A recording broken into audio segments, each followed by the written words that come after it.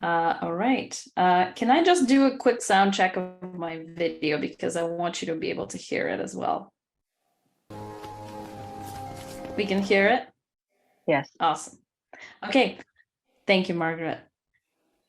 I'm joining you today from the traditional territories of the Musqueam, Squamish, and Tsleil-Waututh nations in Vancouver. These are actually the territories I'm on. I'm not going to list them all. There's a lot more.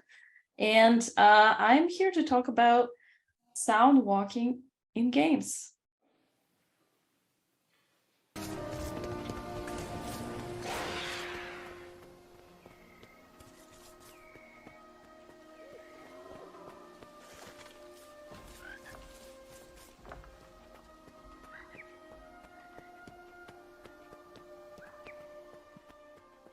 The first time I thought about sound walking as something that can be done in games was in relation to, of all things, Grand Theft Auto. Yes, the infamous game about stealing cars and beating up people on the street. I was watching someone's gameplay and commentary on YouTube, looking for tips on getting through a challenging section in GTA Liberty City. I have become interested in GTA because it is one of the most detailed open world RPGs with unusually responsive non-player characters. This is not Grand Theft Auto, obviously. The game itself involves a lot of walking around a familiar Keystone urban center. Vegas, New York, LA. There is a lot of world to explore. In the video I was watching, the player was taking a detour into Central Park, and he said, "I like to come in here sometimes and just stay in the park, listen to the birds, enjoy nature."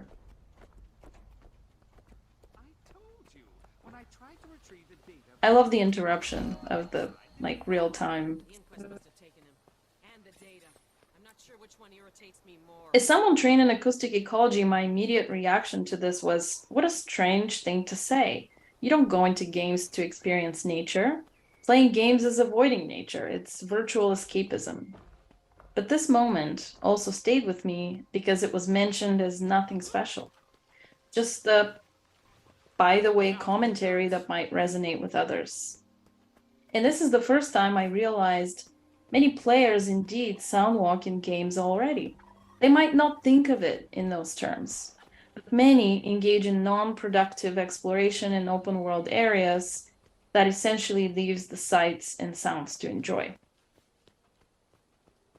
For those engaged, let's turn this up a bit, those engaged in the narratology versus ludology debate in game studies, this practice falls a bit through the cracks. Experiencing a virtual gaming environment in open world games is neither story-driven nor play pleasure, but something in between or beyond. The truth in many players won't talk about it because gaming and streaming culture is all about achievement, speed, mastery, but many like to simply spend time in games. With increasingly complex graphics and sound design, played on better hardware, these experiences are much closer to a real expedition outside than they used to be a decade ago. And perhaps we should consider the accessibility barriers to going out in nature. Not everyone has a park or forest nearby, and not everyone feels safe in natural environments. Why shouldn't we soundwalk in video games?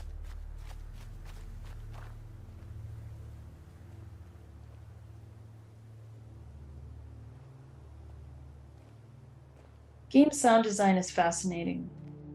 Unlike a fixed time media object such as a film or even a soundscape composition, a game soundscape is a programmatic compilation of gamer actions and advancing narrative. In a sense unique to each player, but also limited to the possibilities built into the game's database, the experience is more similar to an interactive art exhibit than watching a film. Sounds are called up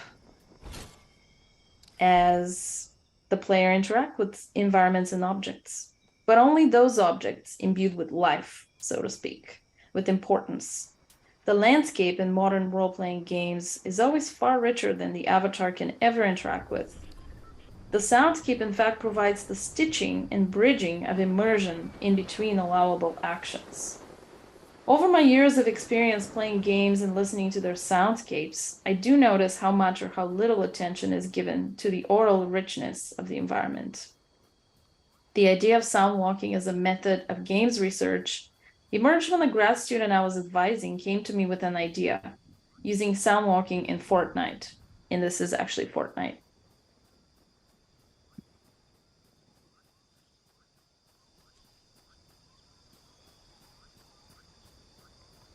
Using soundwalking in Fortnite to explore the militarization of pleasure from an embodied affective sort of perspective. Game ethnographies tend to focus on representation, narrative, and game mechanics in complex forms of socially developed in multiplayer games in particular. But what of the individual experience of place? In Fortnite, we find the glorification of gunfire in the very amplitude disparity between environmental sounds in combat sessions. The environment, furthermore, is not filled in, but merely suggested by way of key symbolic sound effects that may not even be authentic. For instance, in an oceanside biome such as this one, we have a frog chorus accompanying our character to signify water, even though frogs are found by lakes and marshlands, not by salt water.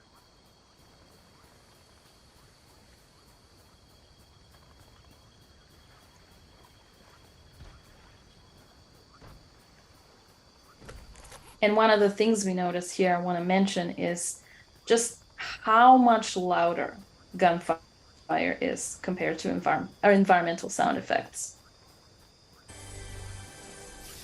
In these sorts of game events that are unrelated to the environment, it's almost as if, loudness signifies importance or lack of importance. Contrast that with the lush environment of a single-player RPG like Horizon Zero Dawn, which we'll see in a minute. One of the sound designers traveled to South America to compile a database of tropical birds, just to fill in the ambience in a more authentic way. Everything from weather to the sound of particular foliage and animal sounds in different map areas is complex, alive, shifting. There are no loops and cheap tricks. Yet still, the laser spear and mechanical groans of robo-animals here too overtake the soundscape during combat sessions.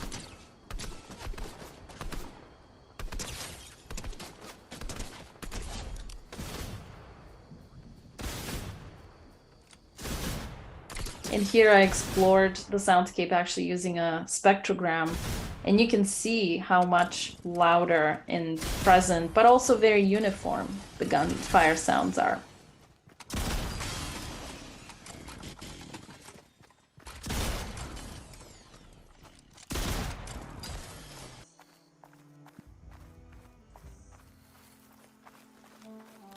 Both Fortnite and Horizon have a post-apocalyptic event storylines. Where Fortnite fosters survival and domination over fellow players, Horizon's hero quest is to rebuild the world one subroutine at a time. Post-apocalypse games offer a fascinating sandbox of ideas for representation, gameplay, character traits, and sound environment. What would extinction sound like? Horizon clearly falls in what Cat Goodfellow would term necropastoral aesthetics. Lush greenery, lush sound environment. Most of humanity has fractured into tribal societies, while the Forbidden West lies in today's western North Pacific coast. Fortnite's aesthetic, on the other hand, I would describe as candy wrapper in sonic form. Just a perky, fun surface without any depth. The Nintendo World Special. The light music and satisfying melodic sound effects do well to bring in kids as young as 6 to mow each other down with machine guns. Can't be bad if the colors are so bright, right? Serious post-apocalypse games are left to the adults. Never mind that these are the only places where ethics and emotion are built into the very fiber of the game world.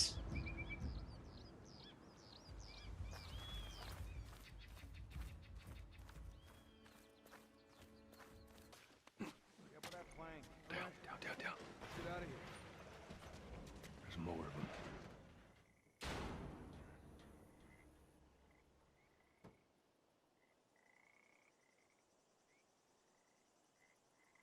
All right. I don't think they saw us. There's our bridge. We're a little closer, I think. Let's keep at it. Come on. Necropastoral would also describe the aesthetic of Last of Us, a survival story saga of two unlikely partners. Yeah, wood's all rotten. Did you go to coffee shops a lot? I did. All the time. And what would you get? Just coffee. Freelancer Joel and teenager Ellie. In Horizon, the bird chirps and swish of grass and trees create a decidedly more pastoral atmosphere. In Last of Us, natural ambiences hide dangerous signs of infected. What might be a bird chirp can also be an echolocative clicking of a grotesque enemy hiding in the quiet solitude of decayed abandoned buildings. It's clear, Ellie. Come on down. One must listen here very attentively, but not to enjoy, to survive. Enjoyment is a precarious commodity and short-lived. Moments of visual or auditory pleasure are hidden like gems in the game's narrative. For instance, Ellie and Joel arriving in a half-submerged hotel lobby, looking for a way through. The lobby has become home to many tropical birds, former pets, as well as wild species. The sunny dome ceiling of the hotel feels like a conservatory. Luckily, no infected are hiding here. Too high. Let's see what we can find.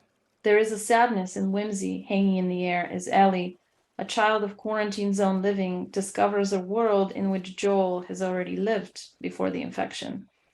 Soundwalking here is possible, but never without risk. So what does it mean to listen but also fear attack?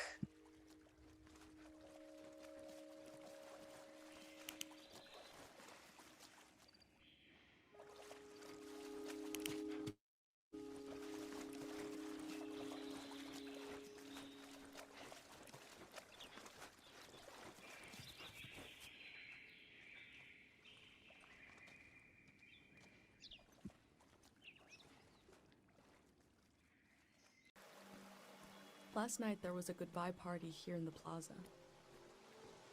Everyone was so afraid for me. To understand that fear, to understand where I grew up, you have to know the man standing watch over the plaza, Dr. Funia. Matthew Legat talks about nostalgia in post-apocalyptic fiction as a melancholic sublime. This is a feature of many iconic titles, from BioShock to Fallout. But nowhere is the sentiment more unique than in this game, Season, a recent indie development about the ending of an era of human history. The game offers open exploration and a collecting mechanic towards a scrapbook of impressions about the present moment. Cryptic yet peaceful, the game world not so subtly alludes to climate change as a global extinction event, and one that has happened before. The aim of the main character, a young teen from a small village, is not to stop the impending cataclysm, but document the last days before it. She sets off armed with a camera, recorder, backpack, and a blank journal, and fills in the sights and sounds. A wish fell off the tree. Hildegard Westerkamp actually told me about this game. You can do field recordings in it, she was told. I anxiously awaited the release of Season at the end of January 2023. The warm animation art is reminiscent of 1990s children's stories like Rex and Bear or Ghibli Studio. There was a mysterious history to the origin of the village, founded by a doctor who heals bad dreams and bad memories. The next area is even more of a mystery, and our hero is tasked to uncover it with the help of recorder and camera. Field recording is an added mechanic to soundwalking, and the main question I had was, could I record anything as I would in the real world, or will there only be a selection of predetermined objects and sites to record? Indeed, some objects of interest are meant to be recorded. A water basin, field radio set, a song, crackling fire. The sound of these objects intensifies as soon as I turn on the recorder, same as it would small sounds in a This real is the field field where recording. Dad used to read his poems. The most interesting object is a memory flower. Maybe he wrote it for you too. Silent to the eyes, but when captured with the recorder, it reveals voices, conversations, echoing and locked within the flower itself. When I try to record something more insignificant that draws my interest, however, Pate's little daydream of leaving the this place. limitations of the Sounds sound designer felt. weird. There is no amplification or small insect sounds as I crouch down in the grass. The same bird call circulates again and again as I stand in the forest with recorder on. Small splashes don't change much when I approach a lake surface. Eco-aesthetics abound in season. Some of the interactions are warm nostalgia, helping a woman and her son pack for evacuation, riding my bike in a lush fruit orchard. But some encounters carry the tensions of violent past. Encountering rows of frozen soldiers in an abandoned gas station parking lot, set under a sleeping prayer. Investigating a bizarre cult-like organization called the Grey Hands. This is the first game that's inspired me to actually go outside and create a story of sounds, pictures, and objects. The message of season is simple. You cannot prevent the ending of a time, but what do you want to preserve and how will you tell its story? Thank you.